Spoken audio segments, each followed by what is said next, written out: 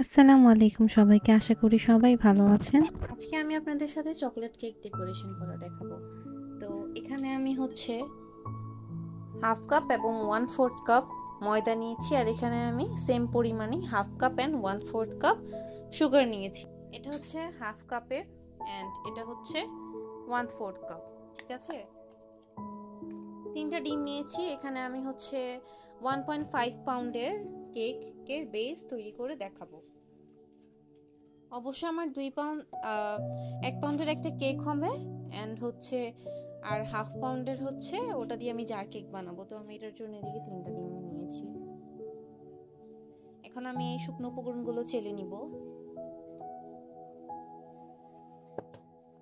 এটা হচ্ছে ময়দা হাফ কাপ অ্যান্ড 1/4 কাপ।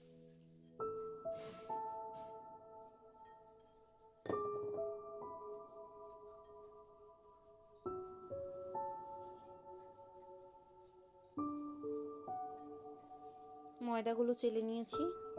এখন আমি কর্নফ্লাওয়ার দিয়ে দিব।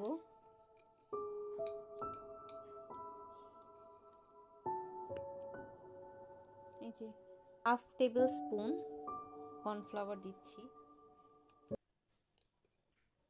আর হাফ টেবিল স্পুনের আরেকটু অর্ধেক দিয়ে দিচ্ছি। এবার আমরা চকলেট কেকের কোকো পাউডার অ্যাড করব।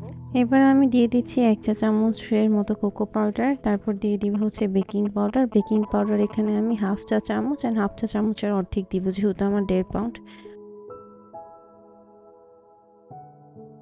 এবার এই বাকি জিনিসগুলোকে আমি সুন্দর মতো চেলে নিব।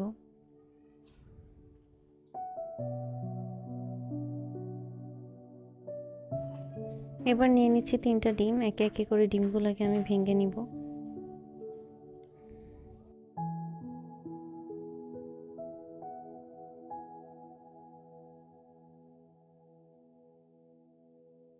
এবার আমরা প্রথমে 3 স্পিডে বিট 3 স্পিডে দিয়ে বিট করে নিব।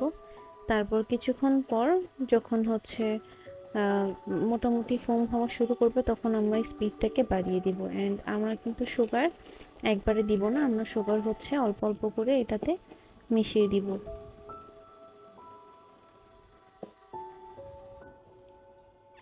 সুগার অ্যাড করার ক্লিপটা আমি কেটে দিয়েছি, কারণ ভিডিওটা অনেক বড় হয়ে যাচ্ছিল। আমি অল্প অল্প করে 1/4 কাপ এবং হাফ কাপ সুগার এখানে মিক্স করে নিয়েছি। এখানে আমার মিক্স করা শেষ। এখন আমি শুকনো উপকরণগুলো যে চেলে রেখেছিলাম ওইটা আমি হচ্ছে এই ব্যাটারের সাথে পুরোটা মিশিয়ে নিব।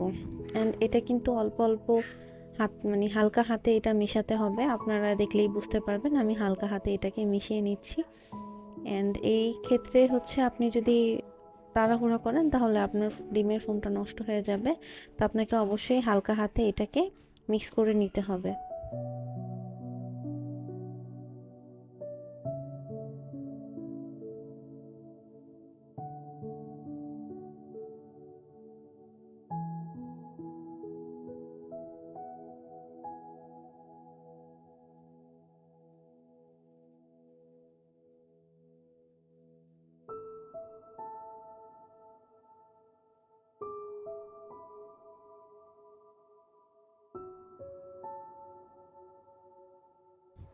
এবার আমি এখানে পরিমাণ মতো চকলেট ইমালশন অ্যাড করব এবং হচ্ছে সয়াবিন তেল অ্যাড করব। আপনারা চাইলে ডিমের ফোম যখন করবেন তখনও হচ্ছে এই চকলেট ইমালশন এবং সয়াবিন তেল দিয়ে 5 থেকে 10 সেকেন্ডের মতো বিট করে তারপর শুকনো উপকরণগুলো মিশিয়ে নিতে পারেন।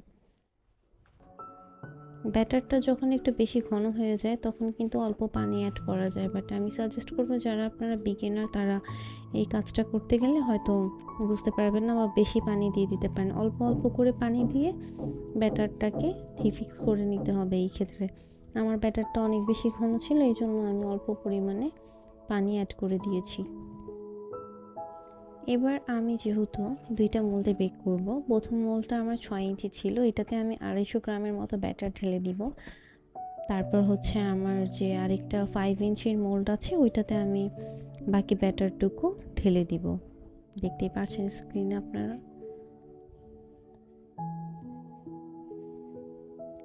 ব্যাটারগুলো দেওয়া হয়ে গেলে আমি চুলাতে হচ্ছে বেক করতে দিই। এখানে আমি হাঁড়িতে কড়াইয়ের মধ্যে ফার্স্টে একটা স্ট্যান্ড দিয়ে দিয়েছি, তারপর আমার মোলটাকে আমি রেখে দিয়েছি। মোলটাকে রেখে আমি ঢাকনা দিয়ে এটাকে ঢেকে দিব, এই যে এভাবে করে। তাহলে 30 থেকে 35 মিনিট পর আমাদের কেক হয়ে যাবে। কেকটা হয়ে যাওয়ার পর আমি হচ্ছে প্লাস্টিক র্যাপ দিয়ে এটাকে হচ্ছে কভার করে ফ্রিজে রেখে দিয়েছিলাম। এখন আমার ডেকোরেশন করার পালা। এখানে আমি নিয়ে নিচ্ছি কফি সিরাপ, তারপর হচ্ছে আমার এই ব্রাশ যেটা দিয়ে আমি কেকের ভিতর ব্রাশ করব, সুগার সিরাপ। এটা হচ্ছে কফি অ্যান্ড সুগার অ্যাড করে এই সিরাপটা বানানো হয়েছে। তারপর এখানে আমি নিয়ে নিলাম আমার পাইপিং ব্যাগ। এবার আমি কেকটাকে মোল্ড আউট করে নিব। চারপাশে ঘুরিয়ে ঘুরিয়ে কেকটাকে আগে ছাড়িয়ে নিতে হবে। তারপর আমি একটা এখানে 8 ইঞ্চির বোর্ড নিয়ে নিচ্ছি। তারপরে এই তো আমার কেকটা মোল্ড আউট করা হয়ে গেল।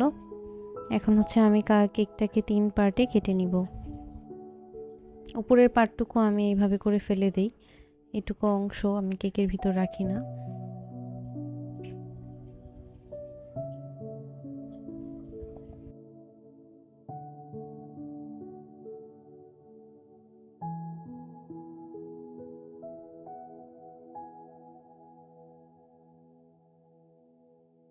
এবার আমি বোর্ডে হচ্ছে ক্রিম লাগিয়ে দিব। তারপর আমি ফার্স্ট লেয়ারটা দিয়ে দিয়েছি। এখন আমি এটাতে অ্যাড করছি sugar syrup, sugar and coffee syrup. এটা হচ্ছে আমার।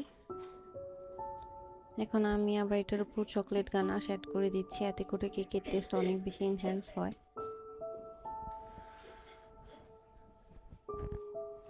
এখন আমি ক্রিম দিয়ে দিচ্ছি কেকের উপর। এই ক্ষেত্রে আমার পাইপিং ব্যাগটা হচ্ছে নষ্ট হয়ে গেছিলো, তারপর আমি নতুন করে আবার রিফিল করে নিয়েছি। তো সেম প্রসেসে বাকি কাজগুলো আমি করে নিব। অ্যান্ড উপরে কিছু চকো চিপস আমি দিয়ে দিচ্ছিলাম, অ্যান্ড এখানে সুগার সিরাপ অ্যাড করে দিলাম। তারপর আমি এটাকে কোডিং করে ফ্রিজে রেখে দিব। 1 ঘন্টা থেকে আধা ঘন্টা পর এটাকে আমি বের করে আবার ডেকোরেশন করে নিব। তো এই তো আমার তো এখানে কোডিং হয়ে গিয়েছে। এখন আমি ফ্রিজ থেকে বের করে নিয়েছি। এখন আমি হোয়াইট ক্রিম দিয়ে কেকটাকে কভার করে দিব। এটা একটা বাটারফ্লাই থিমের কেক ছিল। তো ক্রিমটা এখানে আমি হচ্ছে ফার্স্টে কভার করে নিচ্ছি।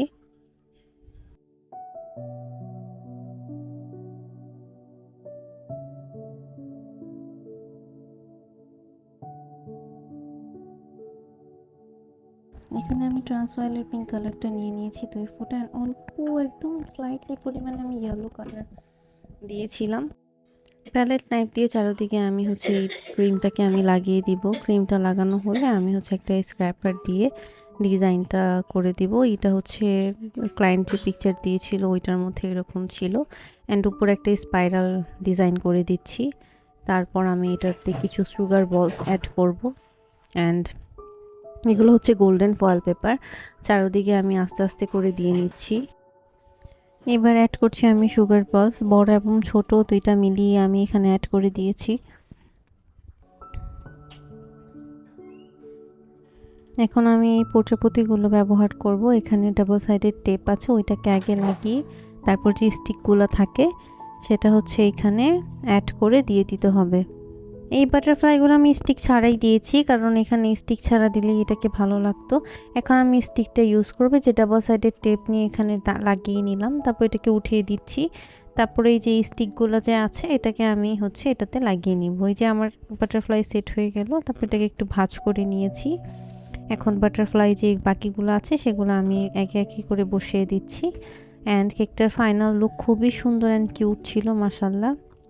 তো এই হলো আমার কেকের ফাইনাল লুক। যারা শেষ পর্যন্ত ছিলেন তাদের যদি ভালো লেগে থাকে অবশ্যই লাইক, কমেন্ট অ্যান্ড শেয়ার করবেন। Thanks for watching.